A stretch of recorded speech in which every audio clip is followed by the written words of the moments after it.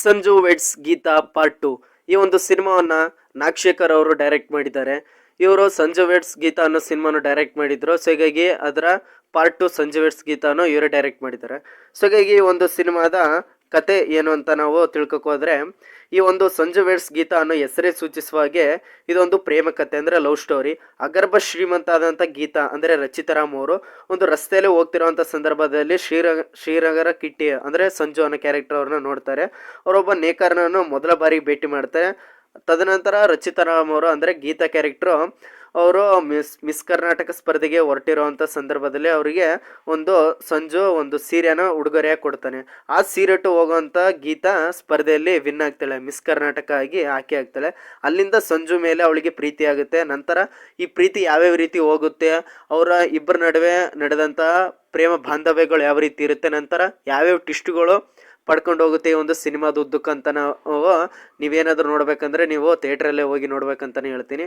So ಹೀಗಾಗಿ ಈ ಒಂದು ಸಿನಿಮಾದ ಕತೆ ಸಣ್ಣದಾಗಿ ಎಲ್ಲೋ ಇಂಟ್ರೆಸ್ಟಿಂಗ್ ಅನ್ಸಿದ್ರು ಕೂಡ, ಆದರೆ ಹೋಗ್ತಾ ಹೋಗ್ತಾ ಸಿನಿಮಾದ ಕತೆ ಒಂದು ಕತೆ ರೀತಿಯಾಗಿ ಚೆನ್ನಾಗಿರುತ್ತೆ, ಆದರೆ ಹೋಗ್ತಾ ಹೋಗ್ತಾ ಡೌನ್ ಆಗುತ್ತೆ ಅಂತಲೇ ಹೇಳ್ಬೋದು. ಮತ್ತೆ ಒಂದು ಸಿನಿಮಾದ ಕ್ಯಾಶ್ ಕಡೆ ಬರೋದಾದ್ರೆ ರಾಗಿಣಿ ದ್ವಿವೇದಿ ಅವರು, ಸಾದಿಕ್ ಕೋಕಿಲ್ ಅವರು, ರಂಗಣ್ ರಘು, ಮತ್ತೆ ತಬಲಾ ನಾನಿ ಅವರು, ಮತ್ತೆ ಆಸ್ ಯೂಶುವಲ್ ರಚಿತಾರಾಮು ಮತ್ತೆ ಶ್ರೀನಗರ ಕಿಟ್ಟಿ ಅವರು ಕೂಡ ಇದ್ದಾರೆ. ಸೊ ಹೀಗಾಗಿ ಈ ಒಂದು ಸಿನಿಮಾದ ಕ್ಯಾಸ್ಟ್ ತುಂಬಾನೇ ಚೆನ್ನಾಗಿದೆ ಅಂತಲೇ ಹೇಳ್ಬೋದು. ಹೀಗಾಗಿ ಈ ಒಂದು ಸಿನಿಮಾದ ಪಾಸಿಟಿವ್ ವಿಷಯಕ್ಕೆ ಬಂದರೆ, ಈ ಸಿನಿಮಾದಲ್ಲಿ ಮುಖ್ಯವಾಗಿ ಗಮನ ಸೆಳೆಯೋದಂದರೆ ಛಾಯಾಗ್ರಾಹಕ ಸತ್ಯ ಹೆಗ್ಡೆ ಅವರ ವರ್ಕ್ ಅಂತಲೇ ಹೇಳ್ಬೋದು. ಯಾಕೆಂದರೆ ನೀವು ನೋಡಿದಾಗ ಇಡೀ ಫ್ರೇಮ್ಸ್ ಕೂಡ ತುಂಬಾ ಚೆನ್ನಾಗಿ ಕಾಣುತ್ತೆ. ಸ್ವಿಟ್ಜರ್ಲ್ಯಾಂಡ್ನಲ್ಲಿ ಇರೋವಂಥ ಕೆಲವೊಂದು ಸೀನ್ಗಳು, ಆ ಒಂದು ಅಟ್ಮಾಸ್ಫಿಯರು ಥಿಯೇಟ್ರಲ್ಲಿ ನೋಡಬೇಕಾದ್ರೆ ಯಾವುದೋ ಒಂದು ಬೇರೆ ಸಿನಿಮಾನೇ ನೋಡ್ತಾ ಇದ್ವೇನೋ, ಬೇರೆ ವರ್ಲ್ಡ್ನೇ ನೋಡ್ತಾ ಇದ್ವೇನೋ ಅನಿಸುತ್ತೆ. ಯಾಕೆಂದರೆ ಕೆಲವೊಂದು ಸೀನ್ಗಳು ಸ್ವಿಟ್ಜರ್ಲ್ಯಾಂಡಲ್ಲಿ ಇರೋದ್ರಿಂದ ಆ ಒಂದು ಅಟ್ಮಾಸ್ಫಿಯರ್ ನಮಗೆ ತುಂಬಾ ಫೀಲ್ ಆಗುತ್ತೆ. ಹೀಗಾಗಿ ಆ ಛಾಯಾಗ್ರಾಹಕ ಸತ್ಯ ಹೆಗ್ಡೆ ಅವರಿಗೆ ಒಂದು ಹ್ಯಾಟ್ಸ್ ಆಫ್ ಅಂತಲೇ ಹೇಳಬೇಕು. ಹೀಗಾಗಿ ಒಂದು ಸಿನಿಮಾ ಫ್ರೇಮ್ಸ್ ಮೂಲಕ ಮತ್ತು ಬೇರೆ ಬೇರೆ ಕ್ವಾಲಿಟಿ ವೈಸ್ ಕೂಡ ತುಂಬಾ ಚೆನ್ನಾಗಿದೆ ಸಿನಿಮಾ ಅಂತಲೇ ಹೇಳ್ಬೋದು. ಹೀಗಾಗಿ ಸ್ವಿಟ್ಜರ್ಲ್ಯಾಂಡಲ್ಲಿ ಕೆಲವೊಂದು ಇದೆಯಲ್ಲ ಸೀನ್ಸ್ಗಳು ಈ ಒಂದು ಸಿನಿಮಾಗೆ ಪಾಸಿಟಿವ್ ಪಾಯಿಂಟ್ ಆಗಿ ನಿಲ್ಲುತ್ತೆ ಅಂತಲೇ ಹೇಳ್ಬೋದು. ಆದರೆ ಕೆಲವೊಂದು ಕಾಮಿಡಿ ಸೀನ್ಗಳು ಅದು ಮುಂದೆ ಮಾತಾಡೋಣ. ಸೊ ಹೀಗೆ ಈ ಒಂದು ಸಿನಿಮಾದ ಇಷ್ಟು ಪಾಸಿಟಿವ್ ಆಗಿರುತ್ತೆ ಅಂತಲೇ ಹೇಳ್ಬೋದು. ಯಾಕೆಂದರೆ ಈ ಒಂದು ಸಿನಿಮಾದ ಮೇನ್ ಆಗಿ ಹೈಲೈಟ್ ಆಗೋದು ರಚಿತಾರಾಮ್ ಅವರು ಮತ್ತು ಶ್ರೀನಗರ ಕಿಟ್ಟಿ ಅವರ ಆ್ಯಕ್ಟಿಂಗ್ ಕೂಡ ತುಂಬ ಚೆನ್ನಾಗಿದೆ ಅಂತಲೇ ಹೇಳ್ಬೋದು. ನಂತರ ಈ ಒಂದು ಸಂಜು ವೆಡ್ಸ್ ಗೀತಾ ಸಿನಿಮಾದ ನೆಗೆಟಿವ್ ಪಾಯಿಂಟ್ ಕಡೆ ಬರೋದಾದರೆ, ಈ ಸಿನಿಮಾ ಸಂಜು ವೆಡ್ಸ್ ಗೀತಾ ಒನ್ಗೆ ಯಾವುದೇ ರೀತಿ ಸಂಬಂಧ ಇಲ್ಲ ಅಂತಲೇ ಹೇಳ್ಬೋದು. ಅದು ಬೇರೆ ಕಥೆನೇ, ಇದೇ ಬೇರೆ. ಕೆಲವೊಬ್ಬರು ಪಾರ್ಟ್ 2 ಅಂದ ತಕ್ಷಣ ಅದಕ್ಕಿದಕ್ಕೂ ಲಿಂಕ್ ಇದೆ ಅಂತ ತಿಳ್ಕೊತಾರೆ.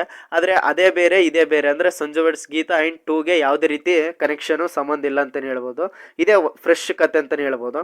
ಈಗ ಈ ಒಂದು ಸಿನಿಮಾದ ನೆಗೆಟಿವ್ ಕಡೆ ಬರೋದಾದರೆ, ಈ ಒಂದು ಸಿನಿಮಾ ಫಸ್ಟ್ ಹಾಫು ಅಷ್ಟೊಂದು ಚೆನ್ನಾಗಿಲ್ಲ ಅಂತಲೇ ಹೇಳ್ಬೋದು. ತುಂಬ ಪೇಲಾಗಿ ಹೋಗುತ್ತೆ. ಹೀಗಾಗಿ ಅಷ್ಟೊಂದು ಚೆನ್ನಾಗಿಲ್ಲ, ಮತ್ತು ಡೈಲಾಗ್ಸಲ್ಲೂ ಕೂಡ ದಮ್ ಇಲ್ಲ ಅಂತಲೇ ಹೇಳ್ಬೋದು. ಸಂಜು ವೆಡ್ಸ್ ಗೀತಾ ಒನ್ನಲ್ಲಿ ಇದ್ದಂಥ ಬಿಗಿಯಾದ ಕತೆ ಇಲ್ಲಿಲ್ಲ. ಆ ಒಂದು ಸಿನಿಮಾದಲ್ಲಿ ಇದ್ದಂಥ ಸ್ಟೋರಿ ವೈಸು, ಆ ಒಂದು ಮತ್ತು ನಿಮ್ಗೆಲ್ಲರೂ ಗೊತ್ತಿರೋ ಹಾಗೆ ಆ ಒಂದು ಎಮೋಷನ್ ಕೂಡ ಇಲ್ಲಿ ಕ್ಯಾರಿ ಆಗಿಲ್ಲ ಅಂತಲೇ ಹೇಳ್ಬೋದು. ಅಲ್ಲಿರುವಂಥ ಸಾಂಗ್ಸ್ ಕೂಡ ತುಂಬಾ ಚೆನ್ನಾಗಿದ್ದವು ಸಂಜು ವೆಡ್ಸ್ ಗೀತಾ ಒನ್ನಲ್ಲಿ. ಆದರೆ 2 ಅಲ್ಲಿ ಆ ಸಾಂಗ್ಸ್ಗಳು ಕೂಡ ಅಷ್ಟೊಂದು ಜನರ ಮನಸ್ಸಿಗೆ ಮುಟ್ಟಲ್ಲ ಅಂತಲೇ ಹೇಳ್ಬೋದು. ಥಿಯೇಟ್ರಿಂದ ಆಚೆ ಬರಬೇಕಾದ್ರೆ ಯಾವ ಸಾಂಗ್ಸ್ ಕೂಡ ನಮ್ಮ ತಲೆಯಲ್ಲಿ ಉಳಿಯಲ್ಲ. ಆದರೆ 1 ಸಾಂಗ್ ನಿಮ್ಗೆ ಗೊತ್ತು, ಇಲ್ಲಿವರೆಗೂ ಲೂಪಲ್ಲಿ ಓಡ್ತಾ ಇರುತ್ತೆ. ಆದರೆ ಎರಡಕ್ಕೂ ಕಂಪೇರ್ ನಾನು ಮಾಡ್ತಾ ಇಲ್ಲ. ಆದರೆ 1, 2 ಅಂತ ಈಗ ಹೆಸರು ಇಟ್ಕೊಂಡ್ಮೇಲೆ ಅದ್ರ ಥರನೇ ಏನೋ ಸ್ವಲ್ಪ ಕ್ವಾಲಿಟಿ ಕೊಡಬೇಕಲ್ವ. ಸೊ ಹೀಗೆ ಅದ್ರ ಥರ ಏನು ಕ್ವಾಲಿಟಿ ಇಲ್ಲ ಅಂದರೂ ಸಾಂಗ್ಸಲ್ಲೂ ಯಾವುದೇ ರೀತಿ ಇಲ್ಲ ಅಂತಲೇ ಹೇಳ್ಬೋದು. ಯಾಕೆಂದರೆ ಅದರಲ್ಲಿದ್ದಂಥ ಸಾಂಗ್ಸ್ಗಳು ಇಲ್ಲಿ ಅಷ್ಟೊಂದು ಇಲ್ಲ ಅಂತಲೇ ಹೇಳ್ಬೋದು. ಸೊ ಹೀಗಾಗಿ ಈ ಒಂದು ಸಿನಿಮಾದ ಇಂಟರ್ವೆಲ್ ನಂತರ ಏನಾದರೂ ಚೆನ್ನಾಗಿರುತ್ತೆ, ಏನಾದರೂ ಬೇರೆ ರೀತಿ ಟ್ವಿಸ್ಟ್ ಪಡ್ಕೊಳ್ಳುತ್ತೆ ಅಂತ ಅಂದ್ಕೊಂಡ್ರೆ ಅಲ್ಲೂ ಕೂಡ ಮತ್ತೆ ಅದೇ ಕತೆ ಹಾಕ್ಬಿಟ್ಟು ಅದೇ ರೀತಿ ಸಿನಿಮಾ ಸಾಗ್ತಾ ಇರುತ್ತೆ. ಹೀಗಾಗಿ ಈ ಒಂದು ಸಿನಿಮಾದಲ್ಲಿ ರೇಷ್ಮೆ ಬೆಳೆಗಾರ ಸಂಕಷ್ಟವನ್ನು ಹೇಳ್ಬೇಕಂತ ಹೊರಡ್ತಾರೆ, ಅದು ಕೂಡ ಕರೆಕ್ಟಾಗಿ ಹೇಳಲ್ಲ, ಅಲ್ಲೇ ಹೇಳ್ಬಿಟ್ಟು ಅರ್ಧದಲ್ಲೇ ಮುಗಿಸ್ತಾರೆ ಅಂತಲೇ ಹೇಳ್ಬೋದು. ಮತ್ತು ಕೆಲವೊಂದು ಕಡೆ VFX ಕೂಡ ತುಂಬಾ ಆರ್ಷಾಗಿ ಕಾಣ್ತಾ ಇದ್ದವು, ತುಂಬ ಕೆಟ್ಟದಾಗಿ ಕಾಣ್ತದೆ ಅಂತಲೇ ಹೇಳ್ಬೋದು. ಯಾಕೆಂದರೆ ಕೆಲವೊಂದು ಫ್ರೇಮ್ಗಳಲ್ಲಿ VFXನ ಮಾಡಿದರೆ ಅದು ಎಷ್ಟು ಚೆನ್ನಾಗಿ ಇಲ್ಲ ಅಂತಲೇ ಹೇಳ್ಬೋದು. ಹೀಗಾಗಿ ಅಂಥ VFX ಯಾಕೆ ಮಾಡೋಕೆ ಹೋಗ್ತಾರೆ ಅಂತ ನನಗಂತೂ ಗೊತ್ತಾಗಲ್ಲ. ಸೊ ಹೀಗಾಗಿ ಈ ಒಂದು ಸಿನಿಮಾದಲ್ಲಿ VFX ಕೂಡ ಅಷ್ಟೊಂದು ಚೆನ್ನಾಗಿಲ್ಲ. ಡೈಲಾಗ್ಸು ಫಸ್ಟ್ ಹಾಫ್ ಕೂಡ ಸ್ವಲ್ಪ ಬೋರಿಂಗ್ ಇದೆ. ಕೆಲವೊಂದು ಸೀನ್ಗಳು ನಮಗೂ ಇಂಟ್ರೆಸ್ಟಿಂಗ್ ಅನಿಸಿದ್ರು ಕೂಡ ಅಲ್ಲೂ ಕೂಡ ಮತ್ತೆ ಅದೇ ಥರನ ತಂದುಬಿಟ್ಟು ಹಾಕ್ತಾರೆ. ಹೀಗಾಗಿ ಅಲ್ಲೂ ಕೂಡ ನಮಗೆ ತುಂಬಾ ಬೋರಿಂಗ್ ಆಗುತ್ತೆ ಅಂತಲೇ ಹೇಳ್ಬೋದು. ಓವರಾಲ್ ಆಗಿ ಈ ಸಿನಿಮಾದ ಟೈಟ್ಲು ಸಂಜು ವೆಡ್ಸ್ ಗೀತಾ 2 ಅಂತ ಇದೆ ಅಷ್ಟೇ. ಆದರೆ ಒಂದರಲ್ಲಿ ಇರೋವಂಥ ಕತೆ ಆಗಲಿ, ಆ ಒಂದು ಕ್ವಾಲಿಟಿ ಆಗಲಿ, ಮತ್ತು ಸಾಂಗ್ಸ್ಗಳಾಗಲಿ ಮೇನ್ಲಿ ಇಲ್ಲಿ ಅಷ್ಟೊಂದು ಕ್ಯಾರಿ ಆಗಿಲ್ಲ ಅಂತಲೇ ಹೇಳ್ಬೋದು. ಹೀಗಾಗಿ ಮುಖ್ಯವಾಗಿ ಸಂಜು ವೆಡ್ಸ್ ಗೀತಾ 2 ಸಿನಿಮಾ ನಾಗಶೇಖರ್ ಅವರು ಕ್ವಾಲಿಟಿ ಕಡೆ ಫೋಕಸ್ ಮಾಡಿದ್ದಾರೆ ಹೊರತು ಕತೆ ಕಡೆ ಫೋಕಸ್ ಮಾಡಿದರೆ ಇನ್ನೂ ತುಂಬ ಚೆನ್ನಾಗಿರ್ತದೆ.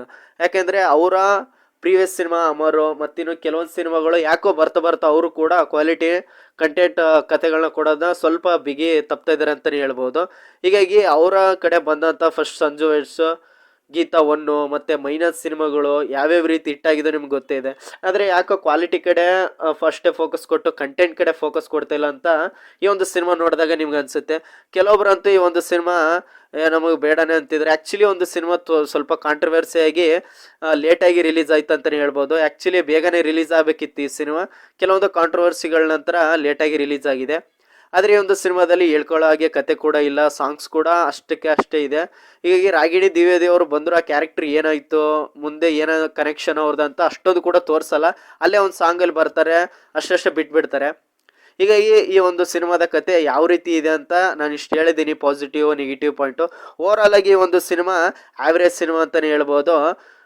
ನಿಮ್ಮ ಇಷ್ಟ ಈ ಒಂದು ಸಿನಿಮಾಗೆ ಹೋಗೋದು ಬಿಡೋದು, ಯಾಕೆಂದರೆ ನನ್ನ ಅಭಿಪ್ರಾಯನ ನಾನು ಹೇಳಿದ್ದೀನಿ. ಹೀಗಾಗಿ ಇಟ್ಸ್ ಮೈ ಒಪಿನಿಯನ್ ಅಷ್ಟೇ. ನಿಮಗೆ ಬೇಕಿದ್ರೆ ಸಿನಿಮಾಗೆ ಹೋಗಿ ನೋಡಿ, ಎಂಜಾಯ್ ಮಾಡಿ. ನನ್ನ ಚಾನಲ್ ಸಬ್ಸ್ಕ್ರೈಬ್ ಮಾಡಿ. Thank you friend.